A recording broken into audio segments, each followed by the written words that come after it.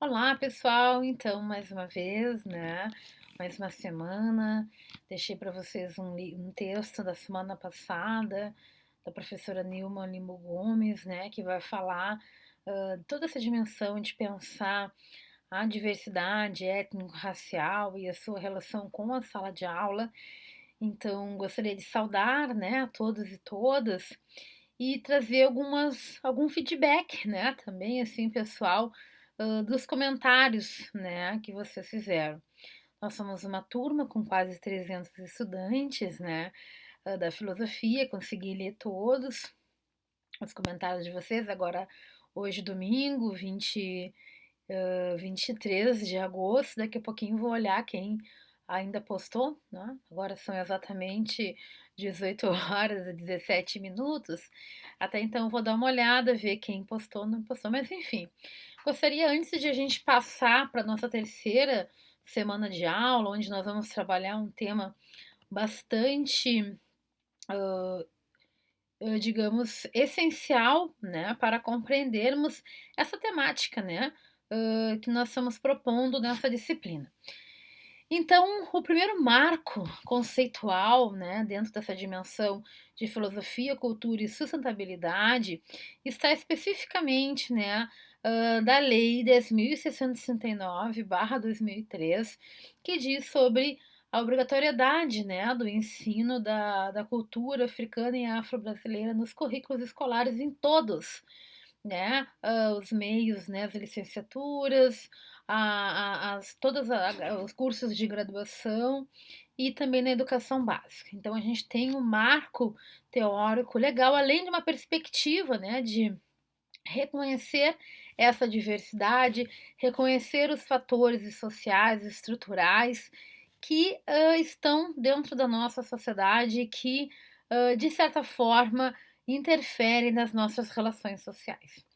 Bom, nós também temos, pela LDB, trabalhar com a relação do meio ambiente, da sua sustentabilidade e da nossa relação, enquanto ser humano, com o nosso território.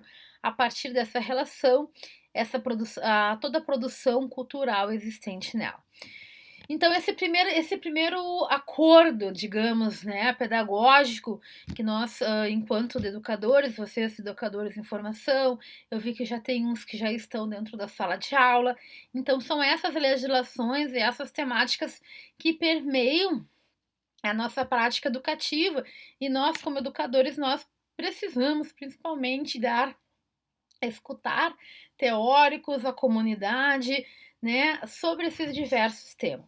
Então, a ideia dessa disciplina é a gente trabalhar com essa temática, tendo essa dimensão da diversidade de raça, classe, gênero, etnia, e essa dimensão da sustentabilidade. Então, esse é o primeiro ponto. Nós temos essa disciplina enquanto marco legal. E como a gente viu com a Nilma traz todas essas dimensões de como poder aprender, com as diferentes formas de organização social. Nessa semana nós vamos entrar numa discussão com um advogado e filósofo, aqui o Silvio Almeida, e trouxe para vocês, tem um capítulo que a gente vai ler, nós vamos ler o capítulo 1 dele, e tem uma questão, a gente tem uma questão para vocês também, de certa forma, dissertarem. Aqui nós vamos discutir, eu até sugiro, deixei o livro todo para vocês ali, mas eu sugiro que vocês leiam o capítulo 1 e o capítulo 2, O capítulo 1 é raça e racismo, e aqui tem uma questão essencial para pontuar, que eu fiquei um pouco preocupada, com as postagens de vocês. Nós precisamos ter um acordo epistemológico aqui na nossa disciplina. E o segundo é racismo e ideologia.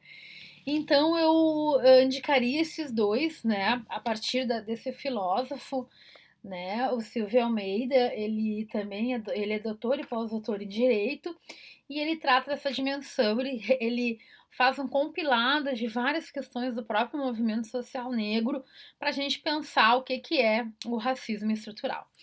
Bom, digamos, o terceiro ponto, que eu queria ver com vocês é que esse acordo epistêmico, né, para a gente poder tratar.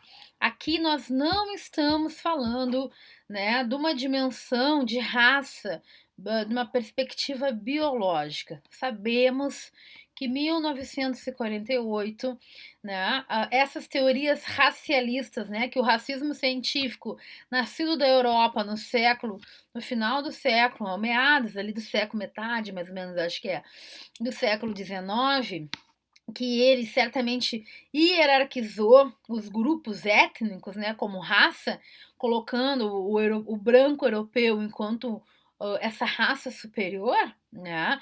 Isso não existe mais, né? Então, pós, principalmente o Holocausto, né?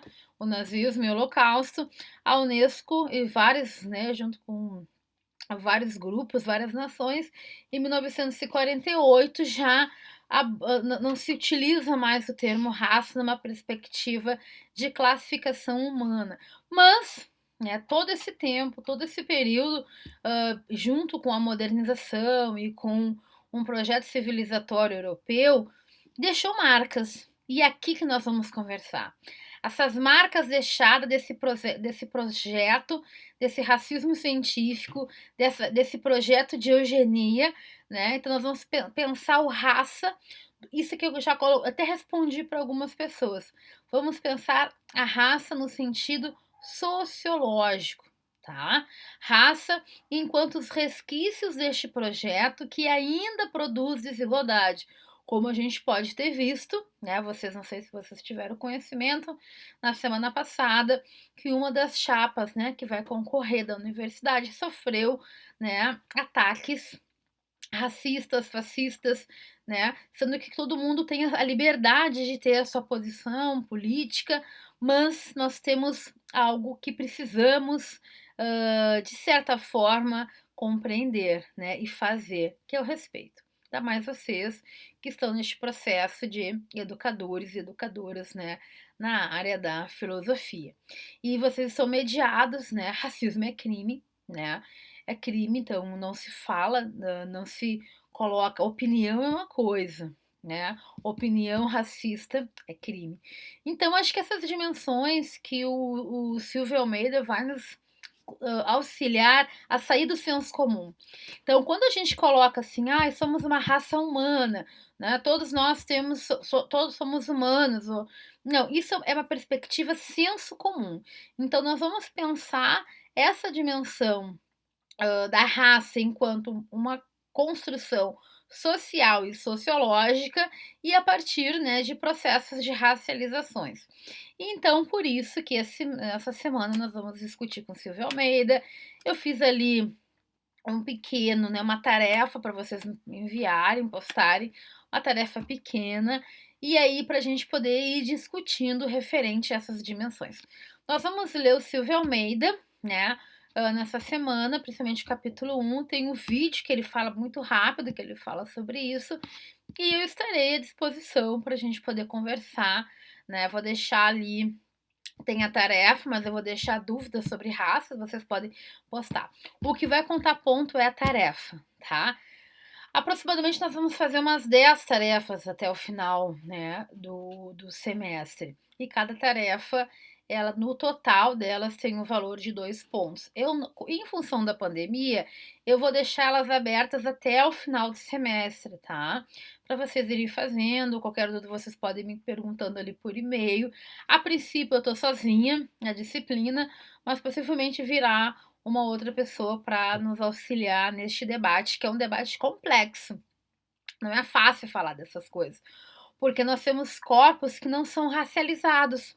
Nós temos questões que nós vamos falar que para algumas pessoas que vai parecer mentira, porque ela como ser porque como o real também ele é relacional, o real precisa de um toque de experiência, né? Para algumas pessoas essas questões, né, que nós vamos colocar, principalmente questões de gênero, né, de raça, etnia, vão parecer até que elas nem existem, porque elas não passam, né? Não são corpos que vivenciaram esses processos que são de um cunho sociológico, ideológico e principalmente estrutural.